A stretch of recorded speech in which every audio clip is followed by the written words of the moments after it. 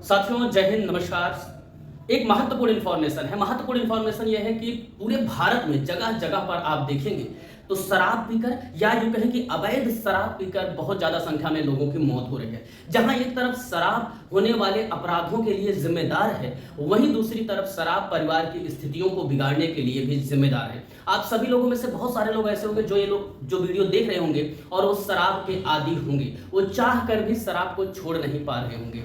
तो एक महत्वपूर्ण इंफॉर्मेशन है।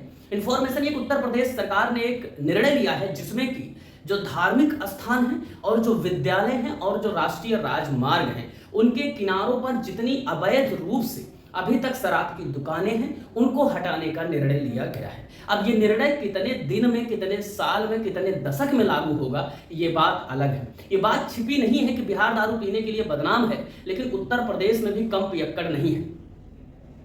किसी भी संस्थान, किसी भी इंस्टीट्यूशन में, किसी भी वर्ग, ये गलत बात है कि सिर्फ गरीब लोग दारू पीते हैं।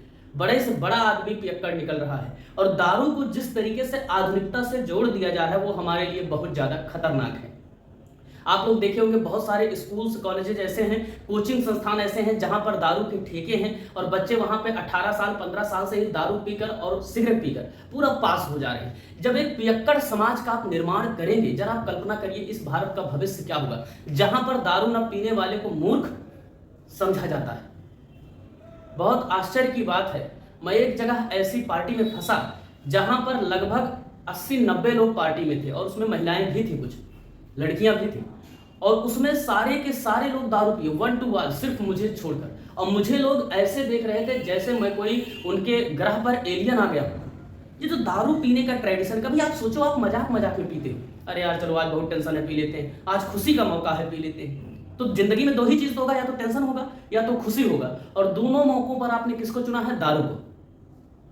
याद में रखिएगा, दारू से किसी विकसित भारत का निर्माण नहीं हो सकता है। इस बात को कंठस्थ कर लीजिए। दारू आपके परिवार को तोड़कर रख देगा।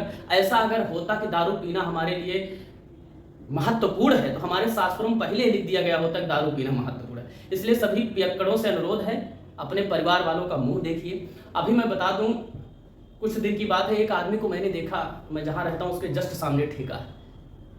बहुत गजब की बात है, वो आदमी सुबह दारू पिया, मुझे लगता है रात को ही पिया होगा, मैंने सुबह उसको देखा और बाद में पता चला कि उसका मोबाइल चोरी हो गया, वो घर से आया तो उसके कपड़े चोरी हो गए, उसका बैग चोर उठा लेगा, पूरे दिन सड़क पर लौटता रहा, नाली में गिर गया। मतलब पियक्कड़ों की स्थितियां अगर आप देख लीजिए तो ऐसी लगती हैं जैसे कि मानव होना ही कोई बहुत बड़ा पाप हो गया। आप इंसान की ऐसी बदतर स्थितियों को नहीं देख सकते हैं। तो योगी सरकार के इस निर्णय से जहां पर थोड़ा सा इंपैक्ट पड़ने की गुंजाइश हो सकती है कि जो कई बार आप देखते हैं सड़क किनारे लोग जा रहे हैं और दारू पी रहे हैं। अब दारू पी के अगर आप एक्सप्रेस वेज पर चलेंगे तो निश्चित रूप से आपका एक्सीडेंट होगा, आप मरिए, आपको मरने का अधिकार है, आप मर जाइए, आपको परिवार की चिंता नहीं है।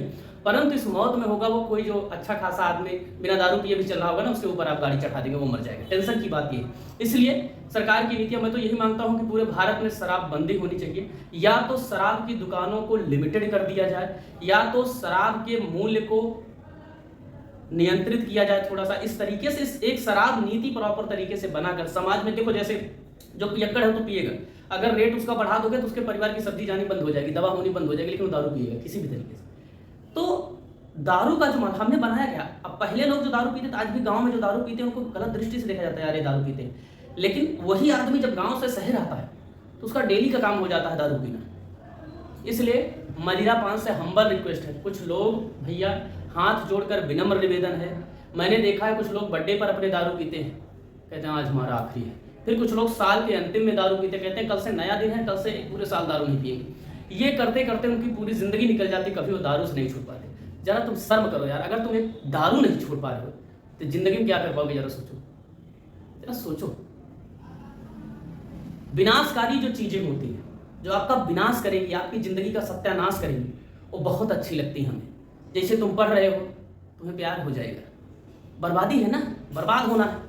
तुम फिर किताब में लक्ष्मीकांत रखे बैठे हो, पढ़ रहे हो, जो है एंग्लो इंडियंस को किस संविधान संशोधन के माध्यम से इनके मनोनयन को खत्म कर दिया गया है और तुम्हारा ध्यान है दूसरे एंग्लो इंडियन पर।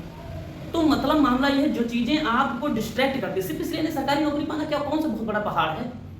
लाखों की संख्या में सरकारी कर्मचारी, करोड़ों की संख्या में है ना भारत में, क्या उखाड़ ले रहे हैं, कुछ बड़ा कर दे रहे हैं कुछ देश के लिए, नहीं कर पा रहे, क्योंकि लाइफ स्टाइल का सवाल होता है, आप कौन सी लाइफ स्टाइल जी रहे हो। इसलिए अपनी लाइफ स्टाइल को नियंत्रित करिए। शराब, सिगरेट, गुटखा, तीनों से हम्बल रिक्वेस्ट है, दूर रहिए। और ये खास करके उत्तर प्रदेश में जिस हिसाब से ये विस्तृत है शराब पियक्कड़ों की पॉलिसी, इसको मुझे लगता है योगी सरकार जैसे बुलडोजर चला रही है, इसको भी एक बुलडोजर चलाना चाहिए और उस बुलडोजर के माध्यम से बहुत सारे गरीब परिवारों का कल्याण होगा, उनके घर के बच्चे स्कूलों में पढ़ पाएंगे, उनकी फीस भरी जा सकेगी और वो आगे बढ़ पाएंगे। तो सभी लोग कम से कम खुद ना नशा करें और दूसरों को भी मोटिवेट करें। अब देखना यह है कि उत्तर प्रदेश के मुख्यमंत्री योगी आदित्यनाथ का ये आदेश कितना अच्छे तरीके से लागू होता है या क्या हो पाता है। बहरहाल हम 70-75 साल से देख रहे हैं, पूरे भारत में स्थितियां यही हैं। अब तो ये भी हो गया है कि जो टूरिस्ट प्लेस हैं जहां पर लोग जाते हैं अलग अलग हिस्सों से, टूरिस्ट प्लेस पर भी जाकर नदी के किनारे कुर्सी लगा के दारू ही पीनी है, तो आपको काहे जाना है टूरिस्ट प्लेस पे? मुजरा ही करना है तो घर में बैठ के मुजरा कर लो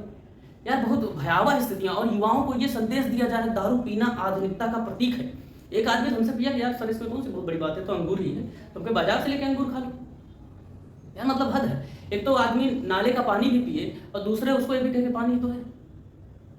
तर्क आप देखिए, जो नशेड़ी होता है उसका तर्क सबसे तगड़ा आपको लगेगा, क्यों? क्योंकि वो बुरी चीज है और तुरंत आपको आकर्षित कर रही है। अब कुछ लोग क्या कहते हैं, अरे यार हम सस्ती वाली थोड़ी पीते, महंगी वाली पीते हैं।